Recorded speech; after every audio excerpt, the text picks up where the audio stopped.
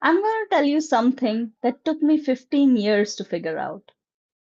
And I want you to stay with me for 5 minutes because if you have ever hired someone great and lost them anyway, or built a team that looked good on paper and felt broken in practice, or sat in a leadership meeting wondering why nothing actually changes, this is going to make a lot of things make sense. My name is Swati Mukherjee. I spent years in HR before I became a relationship coach, and those two things sound completely unrelated. They are not. When I was in HR, I thought I understood people problems. I built culture programs, I designed leadership frameworks, I ran engagement surveys. I sat in rooms full of very well meaning people trying to figure out why their organization wasn't working the way it should. And I conducted exit interviews, hundreds of them. Now, if you have never been in an exit interview, let me tell you what they are. They are the most honest conversation an organization ever has with its people, and they happen when those people are already walking out the door. I'd sit across from someone who was leaving and ask them, why? And they'd tell me, bad manager, no growth, communication breakdown, felt unsupported, didn't feel heard. I'd write it all down, categorize it carefully, take it back to the team, build an action plan. And then 12 months later, I'd be sitting across from someone else saying almost exactly the same things. I thought I was failing at execution. I wasn't. I was solving the wrong problem. After years in HR, I retrained as a relationship coach. And one afternoon, I was sitting with a client, a woman working through something very painful in her personal relationship.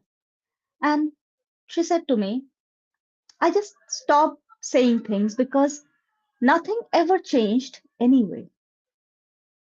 And I sat there and I thought, I've heard that sentence before, not in therapy, in an exit interview, word for word.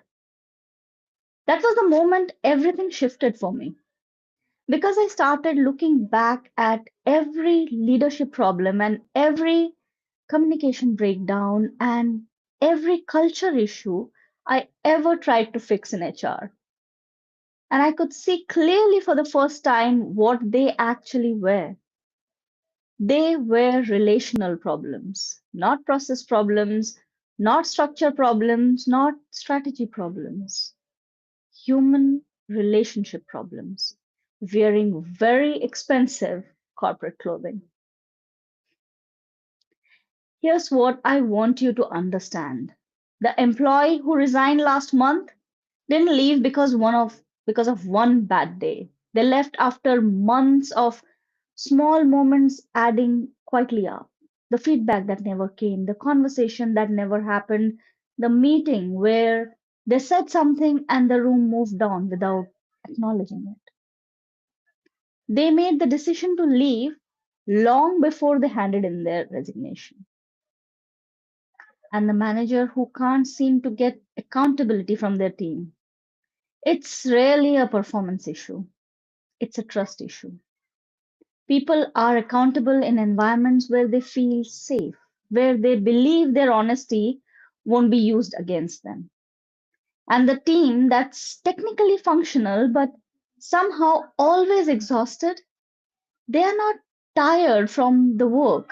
They are tired from managing the tension underneath every interaction. These are not HR metrics problems, they are relationship problems.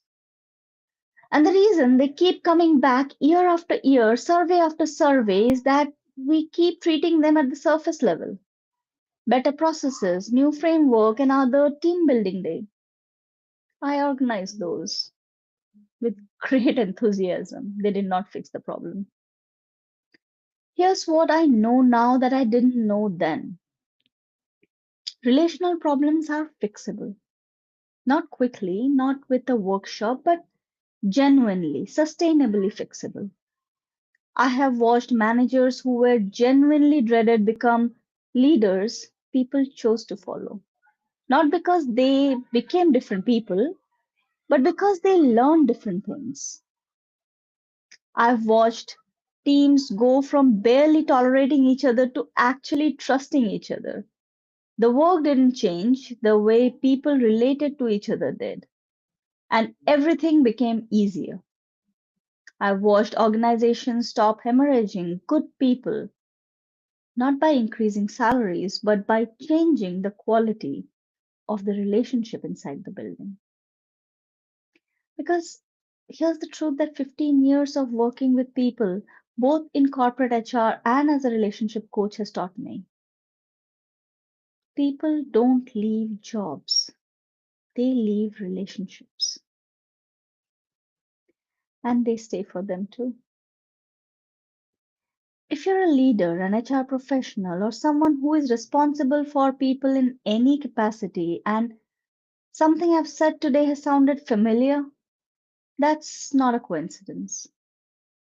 These patterns show up everywhere, in every industry, at every level, because the human being inside organizations are the same human beings who go home at night and navigate everything else life throws at them.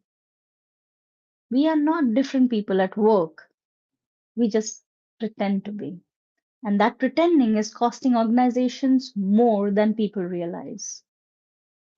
This is the work I do, helping leaders and organizations understand the relational foundations underneath everything they're trying to build. If this resonated with you, the best thing you can do right now is follow me here, because this is not a one time conversation. This is what I talk about regularly, specifically without the corporate jargon and without the motivational fluff. Just the honest, practical truth about what's actually happening inside organizations and what can actually be done about it. Follow, and I'll see you in the next one.